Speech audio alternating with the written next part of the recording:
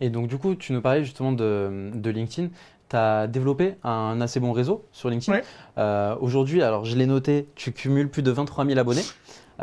Aujourd'hui, on dit beaucoup, il faut se former sur LinkedIn, il faut se développer, il y a les clients, tout le monde est sur LinkedIn.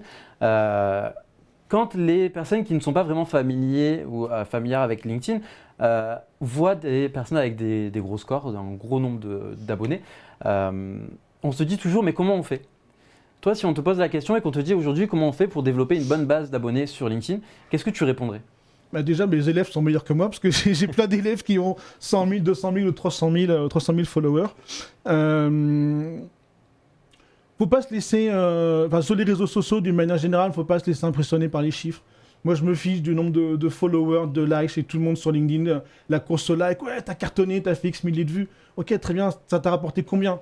Moi, j'ai fait un article en fin d'année, il a fait 5000 vues, ce qui est pas énorme.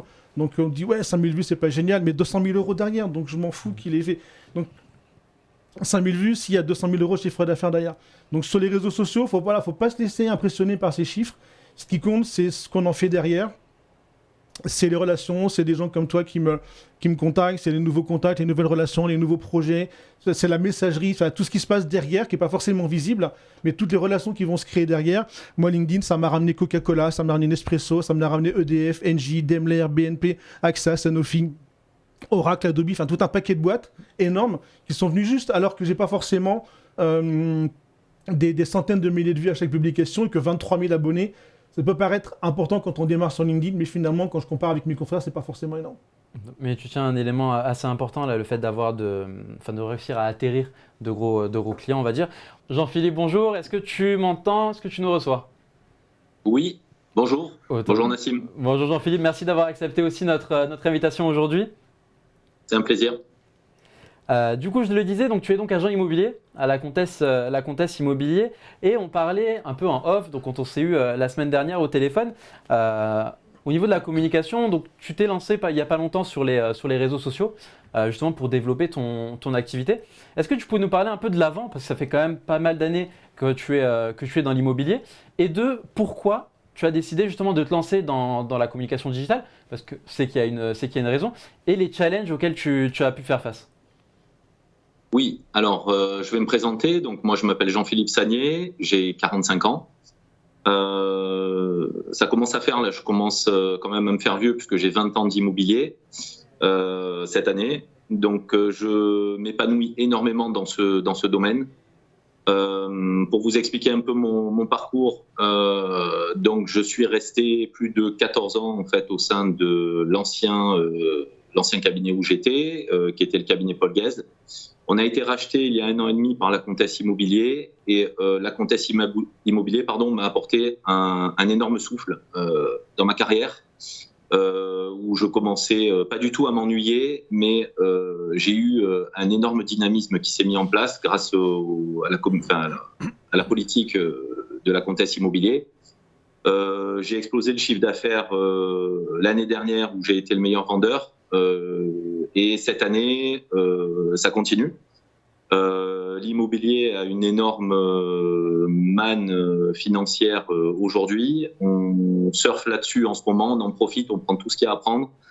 Voilà, comme je te l'ai dit, en fait, je m'épanouis dans ce domaine-là. Et pour répondre à ta question, concernant donc les réseaux sociaux, aujourd'hui, on a la preuve que les réseaux peuvent nous apporter énormément, puisque je suis dans le Tease Show aujourd'hui avec toi, et alors qu'il y a même pas 4-5 mois, je n'étais absolument pas sur aucun réseau qu'il soit.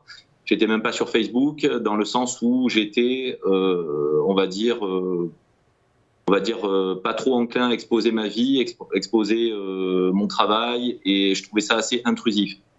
Je me suis remis en cause pour la simple et bonne raison que j'avais envie d'utiliser mon réseau que je n'exploitais pas aussi avant. C'est-à-dire que je surfais sur de l'acquis, sur quelque chose d'assez banal.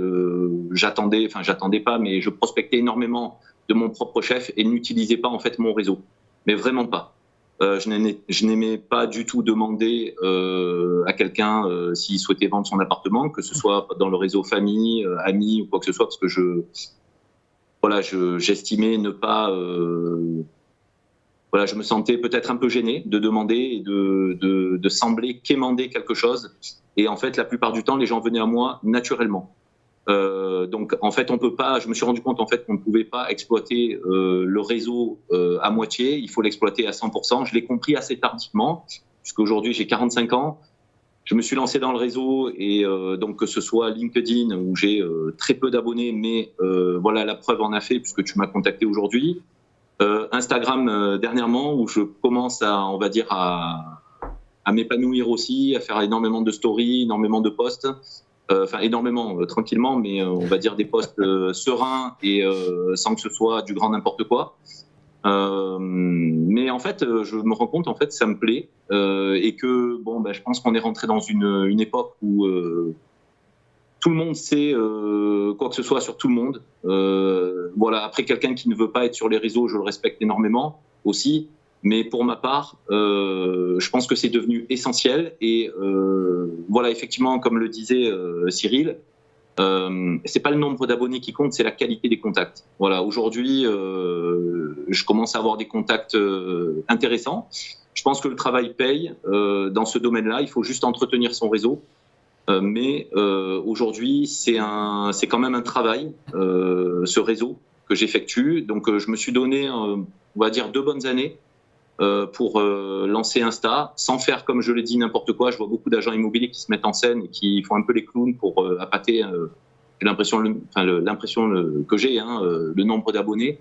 Et moi, je suis pas dans ça, en fait. Je suis plus pour capter un réseau de clientèle plutôt vendeuse, parce que des acheteurs, aujourd'hui, on en a énormément. Mais un acheteur peut aussi nous apporter d'autres choses. Voilà, donc je commence un peu à m'épanouir, à bien m'épanouir et à prendre du plaisir. Au top. C'est le plus important quand on est dans l'entrepreneuriat ou même dans une activité professionnelle, quelconque. Si on n'aime pas ce qu'on fait, c'est quand même assez compliqué. Alors tu me mettais le point sur quelque chose dont je voulais qu'on parle aussi. Des agents immobiliers, on en connaît tous. On connaît tous des gens qui sont dans l'immobilier, que ce soit en indépendant, en agence ou autre. Et c'est vrai que donc là, tu nous parlais de prospection, que tu faisais beaucoup de prospection, mais pas assez appel à ton réseau. C'est vrai qu'aujourd'hui, quand on parle à des agents immobiliers, ils nous disent rarement qu'ils appellent leurs contacts pour avoir des maisons, pour avoir des listings ou pour avoir des mandats. Est-ce que toi, aujourd'hui, au niveau de ton entourage dans l'immobilier, est-ce que tu vois qu'on se développe plus sur les réseaux ou est-ce qu'on est quand même un peu sur les mêmes pratiques d'avant où on est sur de la prospection, on va sur les différents sites, on essaie de récupérer des mandats, ou tu vois que ça évolue un peu? Je vois que tu connais bien le sujet là pour la prospection de mandats, tout ce qui est pige. Voilà. Alors moi, personnellement, jusqu'à beaucoup d'années, j'ai utilisé la prospection téléphonique. C'est très formateur. C'est un jeu de rôle en fait. Donc, il faut pas le prendre pour soi. C'est très difficile des fois puisqu'on a 99% de refus. Quand il y a le 1% qui tombe dans la journée, on est content. Et puis quand on rentre le mandat, c'est encore mieux. Mais aujourd'hui, pour être clair, si je fais le point, depuis qu'on a été racheté donc, par l'agence où je travaille aujourd'hui, qui est la Comtesse Immobilier, donc 1 an et demi que je travaille, j'ai changé mon fusil d'épaule et j'ai l'impression, je pense même, si on regarde les chiffres, c'est que 1 bien sur 2, c'est du réseau. Vraiment, c'est du pur réseau, famille, amis, relationnel. Et je me rends compte en fait que c'est ce qui paie le mieux, c'est ce qui nous permet d'avoir une garantie d'aller jusqu'au bout, puisqu'on est la plupart du temps seul à travailler le bien, et non pas avec des concurrents qui peuvent, on va dire, utiliser de mauvaises méthodes pour nous faire capoter notre projet de vente. Voilà, donc je pense que j'utilise plus le réseau qu'autre chose que comme je faisais auparavant, de la démarche téléphonique. On utilise aussi des méthodes assez anciennes, telles que de la prospection en boitant, en mettant des flyers en fait dans les boîtes aux lettres. Ça s'essouffle énormément. Je me rends compte en 2002-2003, quand je boitais, je ramenais à peu près 5 à 7 retours pour 1000 distribués.